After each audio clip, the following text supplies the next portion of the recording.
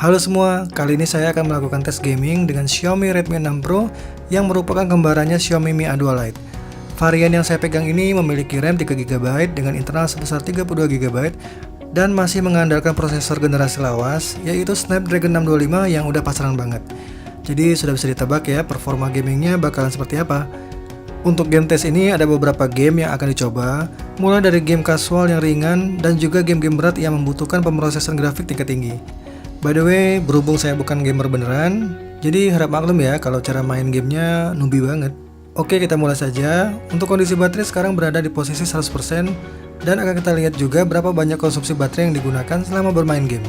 Oh ya, tapi sebelum itu jangan lupa untuk subscribe channel ini dan klik lonceng notifikasinya supaya kamu nggak ketinggalan video-video menarik dari channel ini. Thanks ya.